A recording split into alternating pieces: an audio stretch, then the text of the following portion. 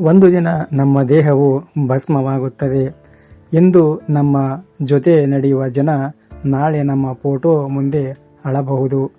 ಹಣ, ಹೆಮ್ಮೆ, ಸೌಂದರ್ಯ ಏನೂ ಶಾಶ್ವತವಲ್ಲ. ಆದರೆ ಸಾವಿನ ಕೊನೆಯ ಉಸಿರಿನಲ್ಲೂ ನಮ್ಮ ಜೊತೆ ನಿಲ್ಲುವುದು ಒಂದೇ ಶಕ್ತಿ, ಅದು ಶಿವ ಮಾತ್ರ. ಆ ಶಿವನು ಭಕ್ತನನ್ನು ಕಾಪಾಡಲು ಕೊಟ್ಟ 8 ದೈವಿಕ ಕವಚಗಳೇ ಈ ಅಷ್ಟಾವರಣಗಳು. ಅಷ್ಟಾವರಣಗಳ ಮಹತ್ವ ಈ ವಿಡಿಯೋದಲ್ಲಿ ತಿಳಿಯೋಣ. ನಮಸ್ಕಾರ ಪ್ರಿಯ ವೀಕ್ಷಕರೇ, ನಮ್ಮ ಚಾನಲಿನ ಸಮಸ್ತ ವೀಕ್ಷಕರೇ. ಮನುಷ್ಯ ಹುಟ್ಟುವಾಗ ಖಾಲಿ ಕೈಯಲ್ಲಿ ಬರುತ್ತಾನೆ, ಸಾಯುವಾಗಲೂ ಖಾಲಿ ಕೈಯಲ್ಲಿ ಹೋಗುತ್ತಾನೆ.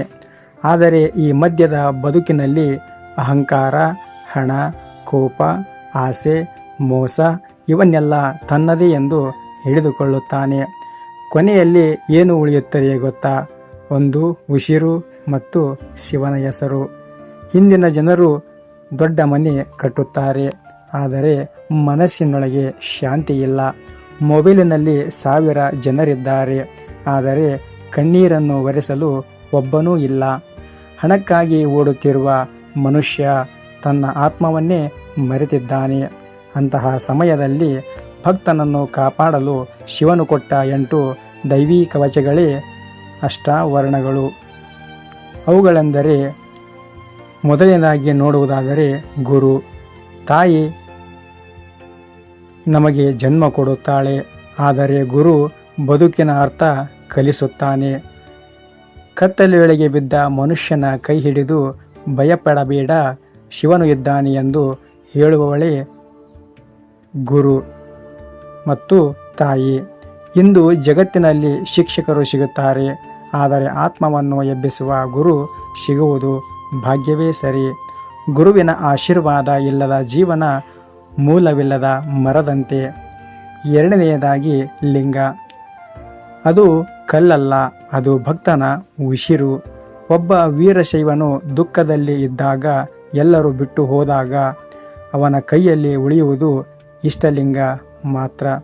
ಕಣ್ಣೀರು ಬೀಳುವಾಗ ಲಿಂಗವನ್ನು ಹೃದಯಕ್ಕೆ ಹಿಡಿದರೆ ಮನಸ್ಸು ನಿಧಾನವಾಗಿ ಶಿವನ ಕಡೆ ಓಡುತ್ತದೆ. ಜಗತ್ತು ಮೋಸ ಮಾಡಬಹುದು, ಆದರೆ ಶಿವನು ಎಂದಿಗೂ ಮೋಸ ಮಾಡುವುದಿಲ್ಲ. ಮೂರನೆಯದಾಗಿ ಜಂಗಮ. ಹಸಿದವನಿಗೆ ಅನ್ನ ಕೊಡುವ ಕೈ, ಅಳುವವನಿಗೆ ಧೈರ್ಯ ಕೊಡುವ ಮಾತು, ಬಿದ್ದವನನ್ನು ಎಬ್ಬಿಸುವ ಮನಸ್ಸು, ಇವೆಲ್ಲವೂ ಜಂಗಮ ತತ್ವದ ಗುಣಗಳಾಗಿವೆ. ಇಂದು ಜನರು ದೇವರನ್ನು ದೇವಸ್ಥಾನದಲ್ಲಿ ಹುಡುಕುತ್ತಿದ್ದಾರೆ, ಆದರೆ ಶಿವನು ಹಸಿದವನ ಕಣ್ಣೀರಿನಲ್ಲಿದ್ದಾನೆ. ಜಂಗಮನ ಸೇವೆ ಎಂದರೆ ಮಾನವನೊಳಗಿನ ಶಿವನ ಸೇವೆ ಎಂದೇ ಅರ್ಥ. ನಂತರ ವಿಭೂತಿ ಅಂದರೆ ಭಸ್ಮ. ಒಂದು ದಿನ ಈ ದೇಹವು ಭಸ್ಮವಾಗುತ್ತದೆ. ಇದು ಸೌಂದರ್ಯಕ್ಕೆ ಅಹಂಕಾರ ಪಡುವ ಮುಖ, ನಾಳೆ ಮಣ್ಣಾಗುತ್ತದೆ. ಆದ್ದರಿಂದ ಶಿವಭಕ್ತನು ನೆತ್ತಿಯ ಮೇಲೆ ಭಸ್ಮ ಧರಿಸುತ್ತಾನೆ. ಅದು ಫ್ಯಾಷನ್ ಅಲ್ಲ, ಅದು ಜೀವನದ ಸತ್ಯ. ಭಸ್ಮ ಹೇಳುತ್ತದೆ, ಅಹಂಕಾರ ಬಿಡು, ಶಿವನನ್ನು ನೆನೆಸು. ನಂತರ ರುದ್ರಾಕ್ಷಿ ಶಿವನ ಕಣ್ಣೀರು ಎಂದು ಯಾಕೆ ಹೇಳುತ್ತಾರೆ ಗೊತ್ತಾ? ಏಕೆಂದರೆ ಮನುಷ್ಯನ ನೋವನ್ನು ನೋಡಿ ಶಿವನೇ ಅತ್ತನು ಎಂಬ ನಂಬಿಕೆ ಇದೆ. ಇಂದು ಜನರ ಬಳಿ ದುಡ್ಡಿದೆ, ಆದರೆ ನಿದ್ರೆ ಇಲ್ಲ. ನಗು ಇದೆ, ಆದರೆ ಮನಸ್ಸಿನಲ್ಲಿ ಸಂತೋಷ ಇಲ್ಲ. ಆ ಅಶಾಂತ ಮನಸ್ಸಿಗೆ ರುದ್ರಾಕ್ಷಿ ಒಂದು ದೈವಿಕ ಸ್ಪರ್ಶವೇ ಸರಿ. ನಂತರ ಮಂತ್ರ. ಜೀವನದಲ್ಲಿ ಕೆಲವೊಮ್ಮೆ ಯಾರೂ ನಮ್ಮನ್ನು ಅರ್ಥ ಮಾಡಿಕೊಳ್ಳುವುದಿಲ್ಲ. ಆ ಸಮಯದಲ್ಲಿ ಒಂದು ಮಂತ್ರ ಒಡೆದ ಹೃದಯವನ್ನು ಎಬ್ಬಿಸಬಹುದು. ಅದೇ ಓಂ ನಮಃ ಶಿವಾಯ. ಈ 5 ಅಕ್ಷರಗಳು ಕೇವಲ ಶಬ್ದವಲ್ಲ, ಅವು ಆತ್ಮದ ಉಸಿರು. ಕಣ್ಣೀರು ಬರುತ್ತಿದೆಯಾ? ಮನಸ್ಸು ಒಡೆದಿದೆಯಾ? ಒಮ್ಮೆ ಕಣ್ಣು ಮುಚ್ಚಿ ಶಿವನ ಹೆಸರನ್ನು ಜಪಿಸಿ, ಒಳಗಿಂದ ಒಂದು ಶಕ್ತಿ ಎದ್ದು ಬರುತ್ತದೆ. ನಂತರ ಪಾದೋದಕ ಎಂದರೆ ಅದು ಕೇವಲ ನೀರಲ್ಲ, ಅದು ವಿನಯ.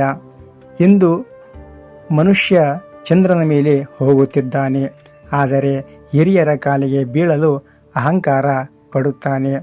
ವಿನಯ ಇಲ್ಲದ ಹೃದಯದಲ್ಲಿ ಭಕ್ತಿ ಹುಟ್ಟುವುದಿಲ್ಲ. ಪಾದೋದಕ ನಮಗೆ ಕಲಿಸುವುದು ತಲೆ ಬಾಗಿದವನನ್ನೇ ಶಿವನು ಎತ್ತುತ್ತಾನೆ. ನಂತರ ಪ್ರಸಾದ ಒಂದು ತುಂಡು ಆಹಾರವಲ್ಲ, ಅದು ದೇವರ ಕೃಪೆ. ಹಸಿದ ಹೊಟ್ಟೆಗೆ ಒಂದು ಕವಲು ಅನ್ನ ಕೊಟ್ಟರೆ ಅಲ್ಲೇ ಶಿವನು ಕಾಣುತ್ತಾನೆ. ಹಂಚಿಕೊಂಡು ತಿನ್ನುವ ಹೃದಯ, ಅದೇ ನಿಜವಾದ ಭಕ್ತಿ. ಕೊನೆಯ ಭಾವನಾತ್ಮಕವಾಗಿ ಹೇಳುವುದಾದರೆ, ಜೀವನದಲ್ಲಿ ಎಲ್ಲರೂ ಒಂದೇ ದಿನ ನಮ್ಮನ್ನು ಬಿಟ್ಟು ಹೋಗುತ್ತಾರೆ.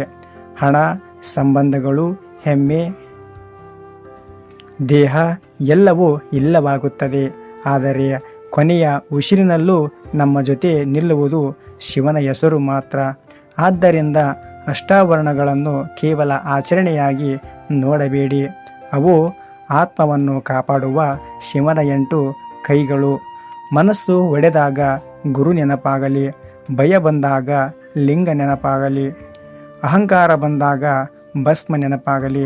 ಜೀವನದಲ್ಲಿ ಎಲ್ಲರೂ ನಮ್ಮನ್ನು ಬಿಟ್ಟು ಹೋಗಬಹುದು, ಆದರೆ ಗುರುವಿನ ಆಶೀರ್ವಾದ, ಲಿಂಗದ ಶಕ್ತಿ, ಮಂತ್ರದ ಧ್ವನಿ ಮತ್ತು ಶಿವನ ಕೃಪೆ ಇವು ಎಂದಿಗೂ ನಮ್ಮನ್ನು ಬಿಟ್ಟು ಹೋಗುವುದಿಲ್ಲ. ಆದ್ದರಿಂದ ಹಣಕ್ಕಾಗಿ ಮಾತ್ರ ಬದುಕಬೇಡಿ, ಭಕ್ತಿಗಾಗಿ ಕೂಡ ಬದುಕಿ. ಯಾಕೆಂದರೆ ಕೊನೆಯ ಉಸಿರಿನಲ್ಲಿ ಉಳಿಯುವುದು ಶಿವನ ಹೆಸರು ಮಾತ್ರ. ಓಂ ನಮಃ ಶಿವಾಯ. ಹರ ಹರ ಮಹಾದೇವ. ಈ ವಿಡಿಯೋ ನಿಮಗೆ ಇಷ್ಟವಾದರೆ ಒಬ್ಬ ಶಿವಭಕ್ತನಿಗೆ ತಪ್ಪದೇ ಈ ವಿಡಿಯೋವನ್ನು ಶೇರ್ ಮಾಡಿ.